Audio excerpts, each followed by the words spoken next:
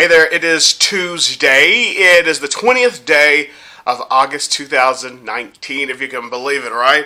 Thanks so much for joining me for Huffman's Headlines. I'm CE Huffman. Let's set our clock here for a 10-minute conversation, and we'll start here. We've got a story that I'm going to start with that's a little troubling.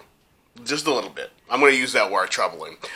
So, it's about a Texas school that colored in a black teen's haircut with a Sharpie. So let me walk you through this first, okay? So staffers at a Texas junior high school colored in that black teen's fade haircut with a jet black Sharpie to discipline him for violating the school dress code. This is according to a lawsuit that's actually being filed by his parents. So the 13-year-old student got a haircut, and he had one of those line designs in it. It was the part, and then a little design in there. It was in the shape of an M, nothing outlandish by any means. So the then assistant principal of Pearland Independent School District's Barry Miller Junior High School approached the teen in the hallway, and they've identified this teen as JT. So throughout this story, I'll refer to him as JT. And they told the assistant principal told JT to go to the disciplinary office because he was out of dress code. Okay, so JT went to the discipline officer, and then that officer gave JT two options. You either had the option of the in-school suspension, or he had to color that in. Of course, he didn't want to miss the classes, and that, of course, missing classes for the in-school suspension would have affected his position on the track team. So he took the option under the pressure of the discipline officer and the assistant principal to have them fill in his design with a Sharpie marker. The big issue here, the first issue, that the parents say they were never informed about any of this. No, neither parent, and both parents say their contact information is readily available. They made it available to the school district.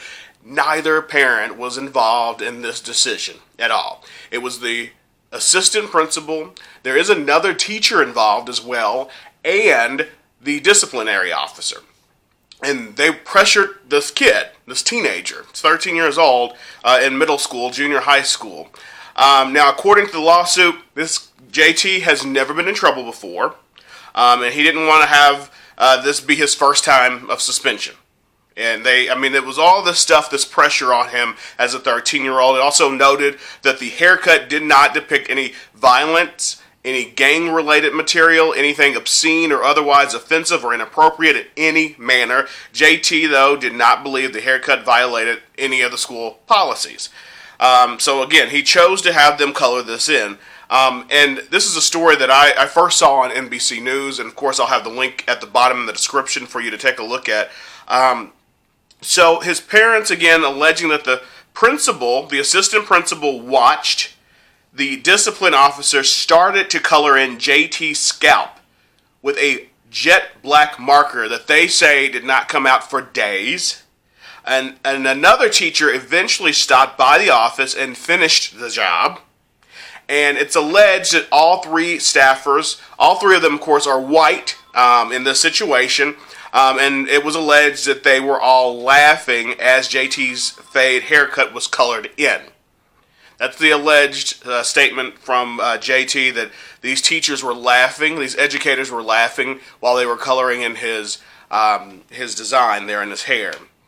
Now, the district has said, quote, filling in the shape of the hair carving with a marker is not condoned by the district and does not align with appropriate measures for the dress code violations. The administrator, though, who mishandled the disciplinary action was placed on administrative leave. It's unclear, though, which administrator that statement is referring to.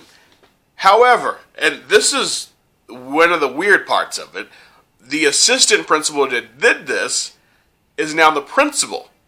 That person was promoted after this all went down. After the the district says they don't know about the lawsuit yet as of right now, and they'll let their lawyers deal with it when they're made aware of it. But first of all, thumbs down, Huffman thumbs down. to the educators involved in this situation.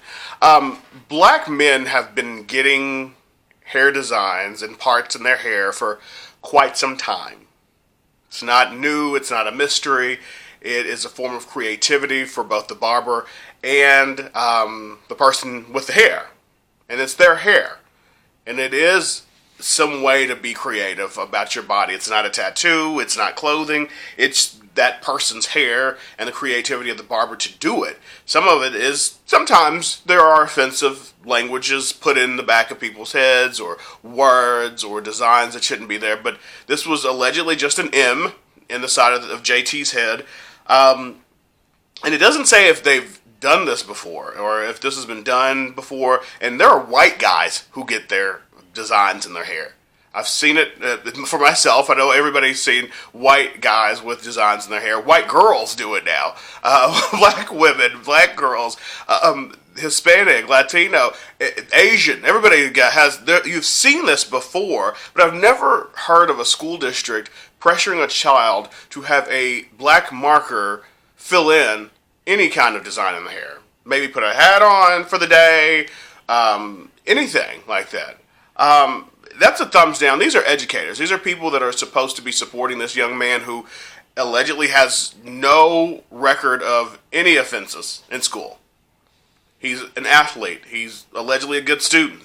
He has no offenses. They're supposed to be taking care of this young man and supporting him and encouraging him and helping to raise him. They are part of the village that is needed to raise children.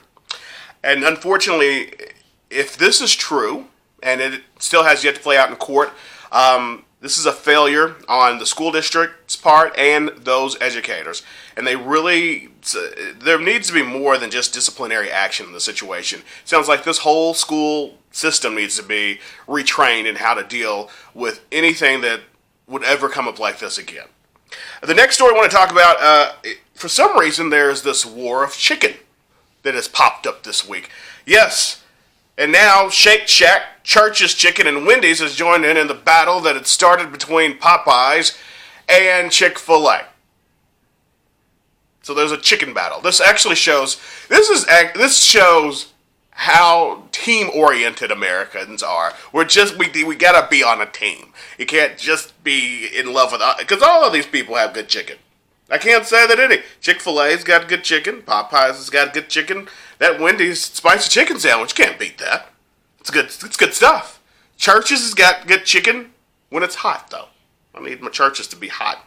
And I've never had Shake Shack. I saw it I was in the Atlanta airport. I wanted to go, and it was like, it was there, but at the door, they were going to reopen, so I haven't had Shake Shack yet. So I can't say that Shake Shack has good chicken. The rest of them I've had, and they all have good chicken.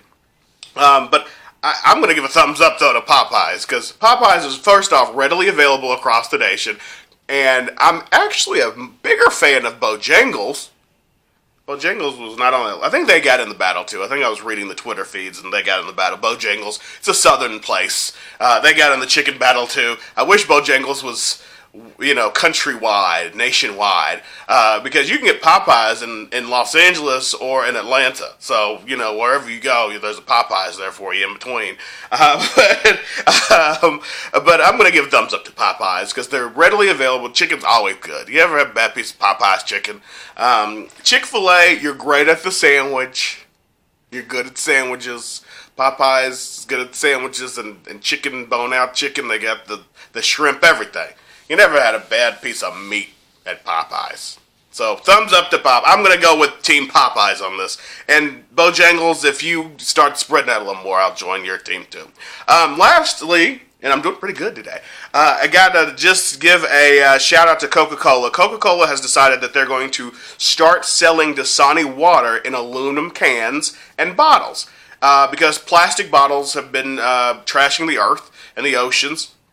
And I've got to give Coca-Cola thumbs up. You get 2 thumbs up, Coca-Cola, because you're taking corporate responsibility for the messes that we're all making. We're all part of pollution, and we all have to make some changes in our lifestyles. And Coca-Cola is going to start that with Dasani by doing aluminum, which is easily recyclable as well. So good job, Coca-Cola. Also, we've got 30 seconds left. I did want to shout out to Kentucky Governor Matt Bevin. I didn't mention that last week or 2 weeks ago he did go down to the miners that are protesting in Harlan, Kentucky there, in Harlan County, Kentucky, in Cumberland. They're still there, by the way, as of today. They're still down there, and the governor did make his way down there. I don't know that any other politicians have been down there. So Governor Bevin, I will give you a thumbs up for at least making the attempt to go visit with these miners, because I have yet to see the 2 U.S. senators go down there. So, there, look at that, and there's the bell. All right, thanks so much for joining me for today's Huffman's Headlines. You can always follow me on Twitter and Instagram. It's at Huff's Headlines. That's Huffs Headlines, at Huff's Headlines on Twitter and Instagram. And don't forget, I can cut that off. And don't forget that you can always like and subscribe to the page and interact with me down there in the comments below. And I will have links to all of these stories in the description page, in the descriptions down there at the bottom. Have a great one.